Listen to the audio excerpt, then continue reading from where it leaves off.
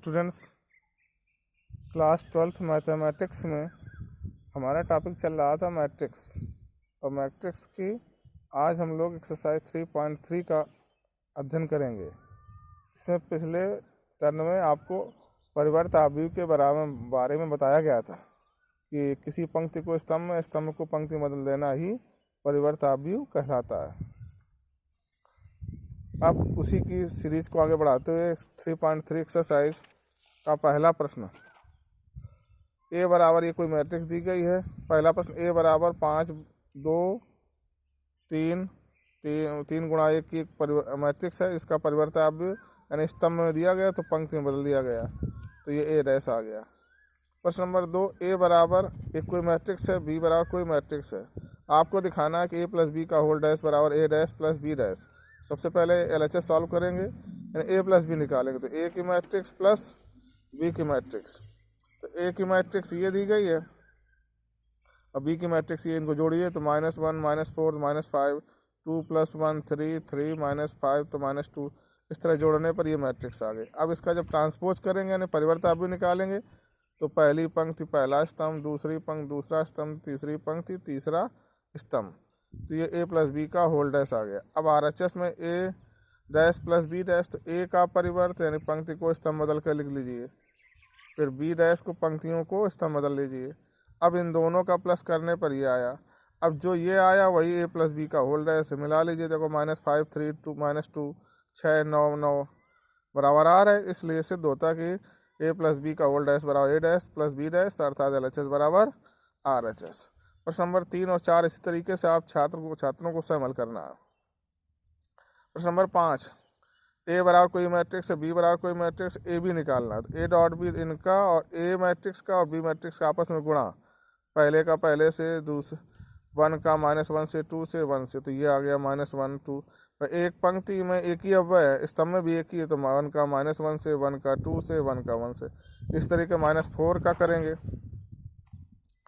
-4 का जब करेंगे तो ये आ जाएंगे, 3 का करेंगे तो ये आ जाएंगे। इस तरह से ए बी निकल आया। अब ए बी का ट्रांसपोज कर लेंगे, तो ट्रांसपोज करने पर इसका पंक्ति, ये जो ए बी आया इसका पंक्ति को स्तंभ बदल देंगे, -1 2 1 4 -8 -4 रख लिया गया। ये निकला ए बी का होल डैश। अब B dash dot A dash, तो बी का परिवर्त पंक्ति में स्तंभ में बदल दिया गया, ए का डैश ए स्तंभ में पंक्ति में बदल, अब इनका गुणा किया गया तो ये आ गया। तो अब ए बी का होल डैश ये था और बी डैश ए डैश का ये मान आया, तो दोनों आपस में ये और ये आपस में बराबर है, इसलिए सिद्ध होता है कि ए बी का होल डैश बराबर बी डैश ए डैश।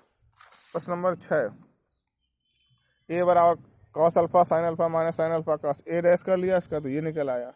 अब आपसे उसने पूछा कि ए डैश ए यानी ए डैश यानी ये वाली मैट्रिक्स और ए यानी ये वाली, इनका जब आपस में गुणा किया गया तो पहली रो पहला column cos alpha cos square alpha minus sine alpha minus minus का प्लस साइन स्क्वायर अल्फा। अब इसमें करेंगे sign alpha cos alpha minus sine alpha, इसमें करेंगे कॉस अल्फा साइन अल्फा।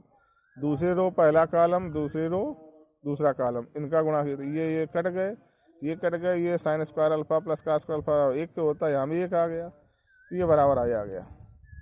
अब प्रश्न नंबर 6 का सेकंड इसी तरीके से जो आपको घर से करना है।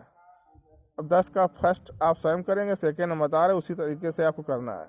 ए बराबर कोई मैट्रिक्स दी गई है और उससे पूछा गया कि इसे सममित और विषम सममित आव्यूहों के योगफल के रूप में व्यक्त कर सकते हैं। तो इसके लिए क्या करेंगे, सबसे पहले ए का परिवर्त यानी ए डैश,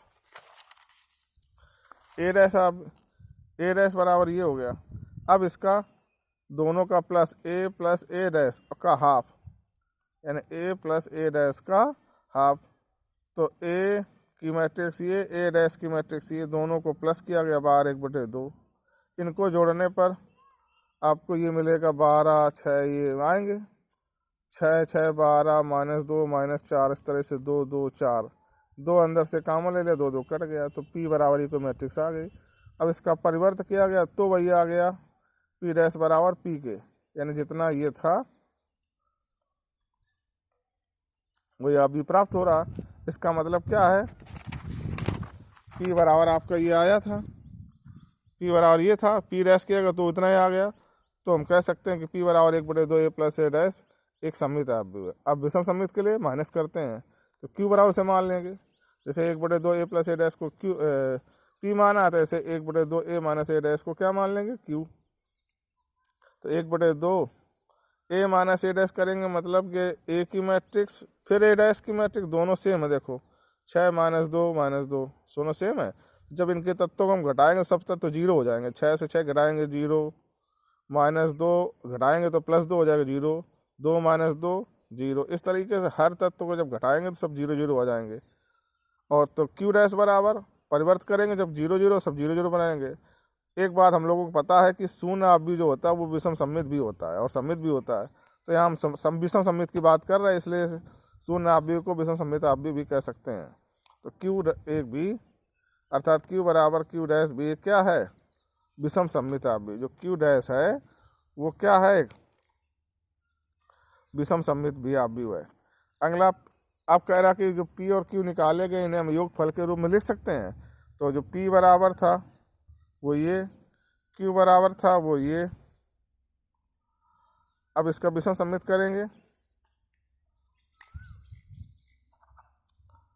विषम सममित करेंगे तो जोड़ने पर P प्लस Q, तो P की मैट्रिक्स प्लस Q की मैट्रिक्स जोड़ा गया तो वही आ गया।